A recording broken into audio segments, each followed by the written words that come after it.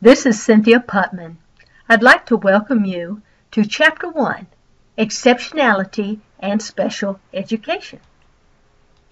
Our verse to remember is one that should be quite familiar to most educators. Not many of you should presume to be teachers, my brothers, because you know that we who teach will be judged more strictly. And that, of course, is from the New Testament, from the book of James, chapter 3, verse 1.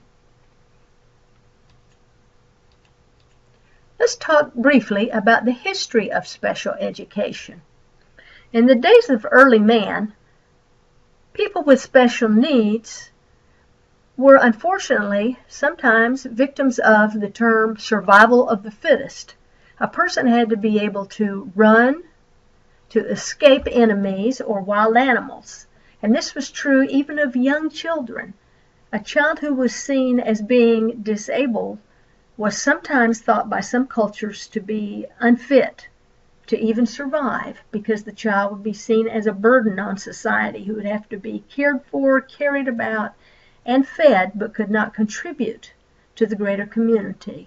We know this is true in some of the older movies that you see about the Romans and the Spartans, and also even in Bible times. When you read the Bible, you'll see many cases of people who are out begging, or people who are really being ostracized by the community because they have a mental health issue, or maybe blind, or have some other type of malady.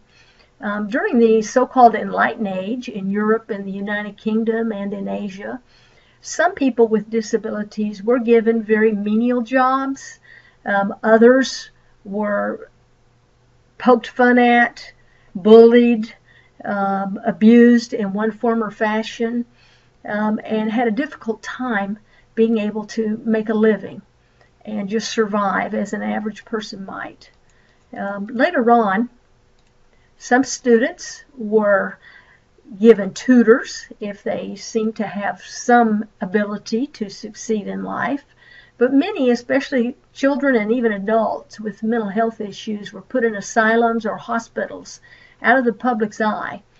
Many people with disabilities, particularly physical disabilities, might be kept at home, where the family cared for them, especially those who are, say, severely and profoundly and intellectually disabled.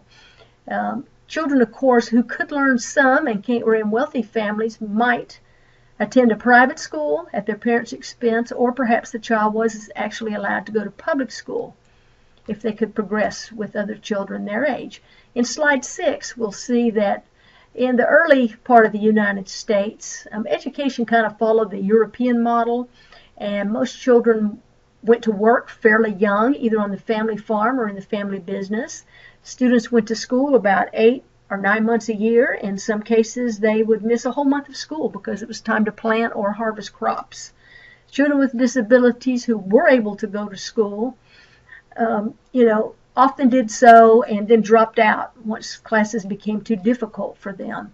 Again, families who were of means perhaps could provide a private tutor or private schools for their children, but many children with disabilities lived on what's known as the public dole or through charities.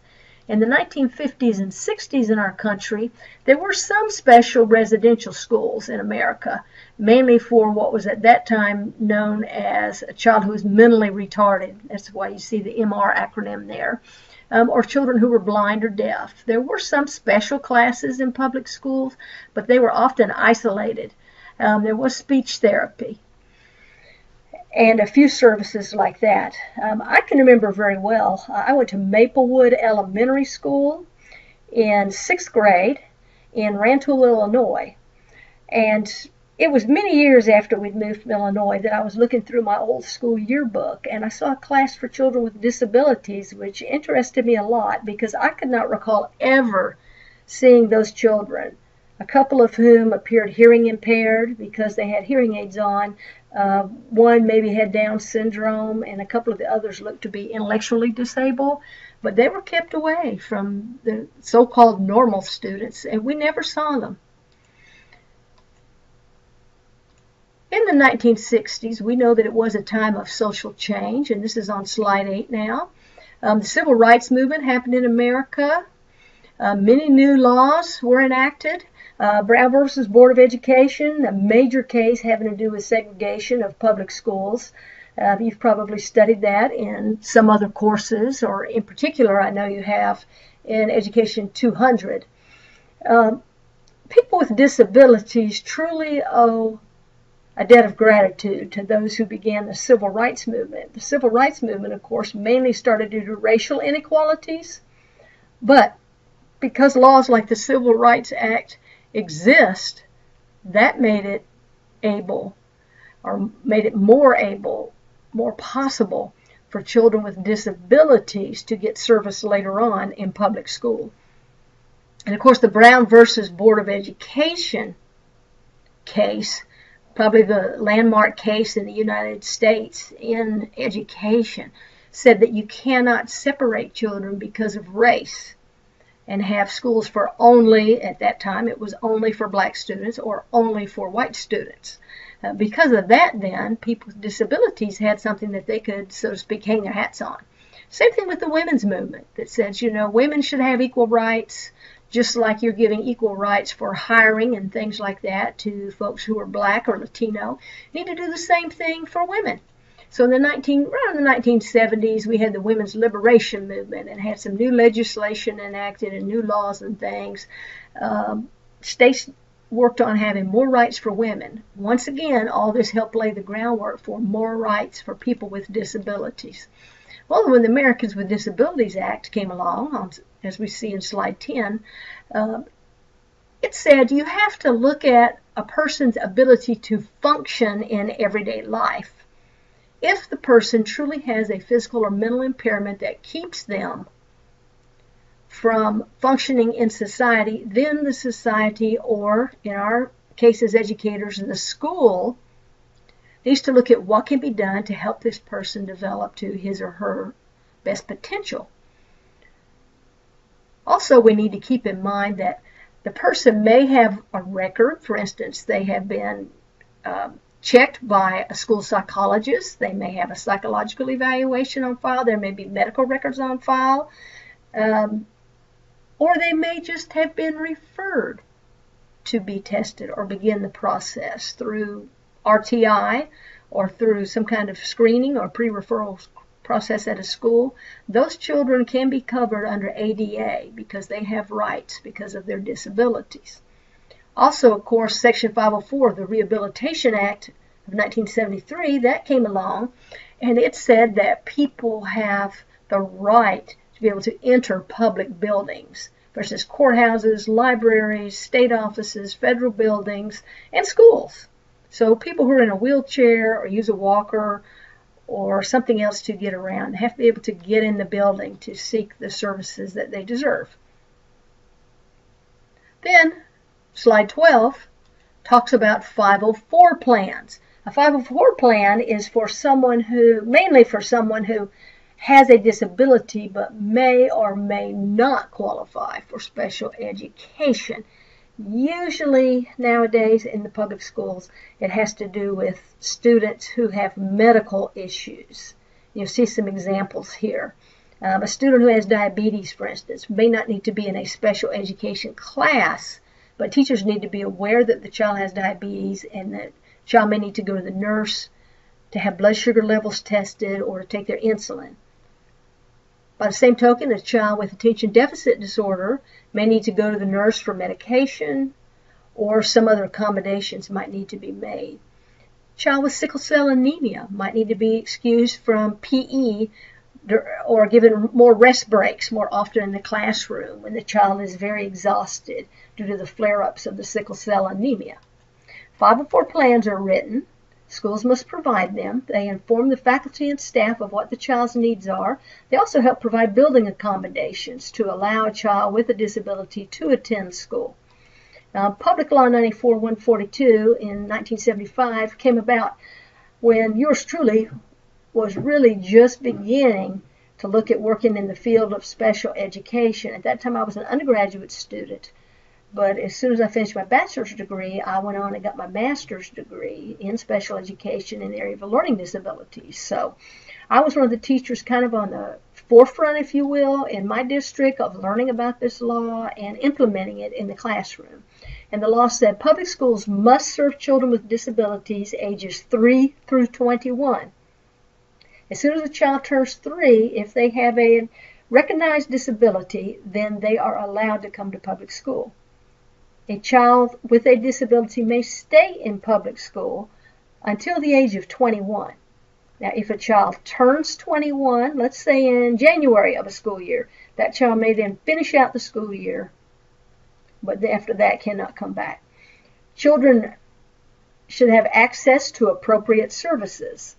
In other words, if a child is visually impaired, that child might need something like a magnifier in order to see books or get large print books, or perhaps have an enlarged computer screen to use.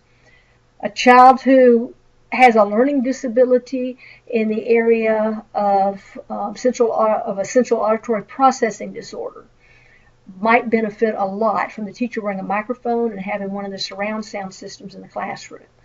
Those are examples of things. The way that those things are decided is by having a multidisciplinary team involving the parents and teachers, probably school psychologists, special education teacher or personnel, maybe the guidance counselor. They'll all get together, meet, look at all the information that's available about the child, and then write the 504 plan. Now, a child who also qualifies for special education services is covered under 504, except the IEP, the Individualized Education Plan, serves as the 504 plan for those students. You don't have to write a separate 504 plan if a child has an IEP. Of course, children have to have appropriate assessments to determine what it is that they need and where they are as far as their learning, academic learning goes. Parents must be involved every step of the way. Parents, in general, have to sign and agree for their child to be tested, also for their child to be placed in a special education classroom. The exception to that would be if the parent refuses and the school decides to go to court to force placement of the child in a special education program. The latter does not happen very often because schools are quite reluctant to expend thousands of dollars on attorneys to go to court in those type situations, especially if the parent is not going to cooperate with the child being in a special education setting. Public Law 94-142 stated that all students with disabilities must have an individualized education plan. IDEA, this is slide 15 now, has the same basic requirements as Public Law 94-142 in that children must have IEPs written, they must be fairly evaluated, and so forth. Changes may be made about every 3 years when IDEA is reauthorized. What happens during that time frame is that the public, meaning educators, parents, medical personnel, whomever has an interest, may send in information via the internet or through written documents stating what changes they feel might be needed in IDEA or what additions need to be made in order to best meet the needs of children with special needs. Well, when there are changes, are children always getting better services? That is the question. That's why people are able to contact the U.S. Department of Education when it comes to giving their feedback on what kind of services need to be provided. Gosh.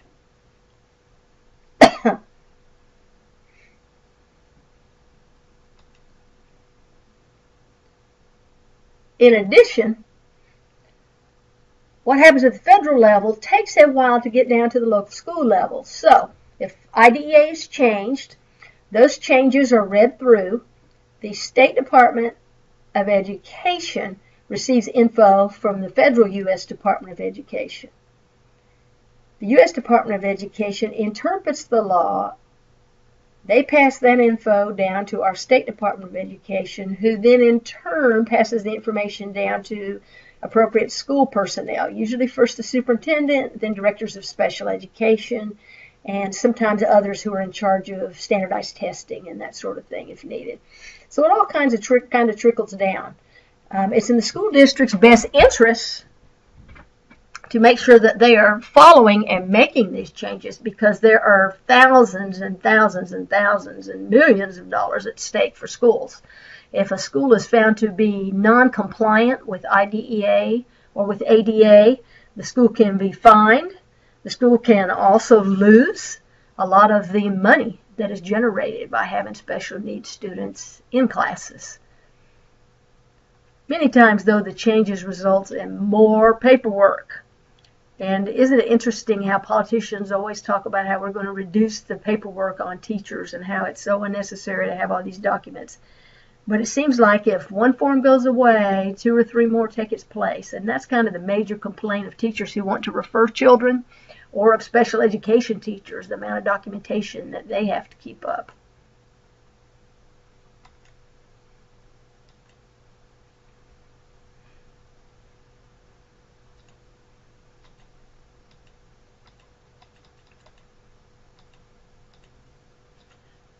The federal government, as well as the state government, check changes on IDEA in the different districts to check for compliance.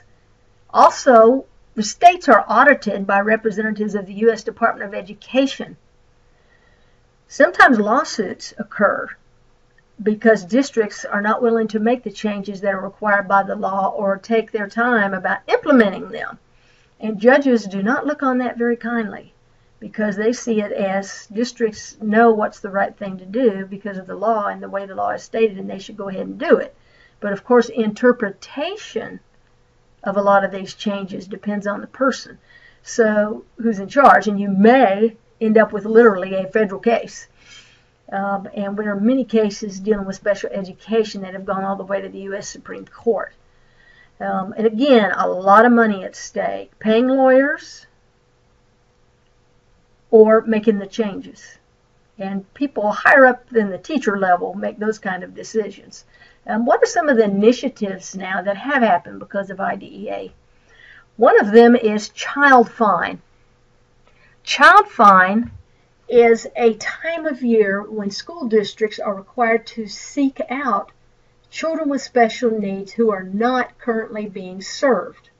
Now, this may involve contacting daycares, doctor's offices, hospitals, Department of Mental Health, Department of Mental Retardation, and various other agencies to see, are there any children residing in the boundaries of this school district who are eligible for special education help but are not receiving it. Also, public schools have to contact private schools and see if there are any children there. Many agencies in the state of South Carolina, for instance, will go ahead and contact the school district themselves. For instance, BabyNet serves children from birth up through 3 years old. When a child's about to turn 3 and age into school programs, a representative of BabyNet will contact the special education director and send a packet of information about the child who's coming. And that way the school can go ahead and make plans for that child. Some districts have child fine all year long, and they just have an open door policies. Other districts sometimes wait until the spring of the year in order to really set up an official child fine, where children are screened as far as vision goes, hearing goes, perhaps by the school psychologist. They're given some kind of screening to see if they might qualify for special education services, and if so, then the parent would sign and agree for them to be further evaluated. Another term you may hear a lot about, least restrictive environment. That means that a child with special needs should be placed in a classroom within the normal population of students if and when possible. For example, a child may have a learning disability only in math. If that is the case, then the child would go to a resource classroom to get extra help in math. The rest of the day, though, the child would be in the regular class for all other subjects and also going out to related arts and all of those kind of things. Again, parent involvement is stressed. A child cannot be placed in special education without the knowledge of and approval of parent or guardian. Once again, the multidisciplinary approach is needed. If a child qualifies for occupational therapy or physical therapy or speech therapy or some kind of vision or hearing services, then those certified personnel would need to attend meetings and explain what the child's needs are and see that those are being met, whether it's in the regular classroom or the special education classroom. Meeting the needs of the child is number one.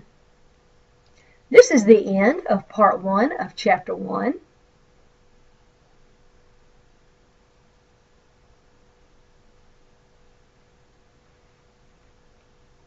Make sure before our third class meeting that you have looked at part 2 of chapter 1.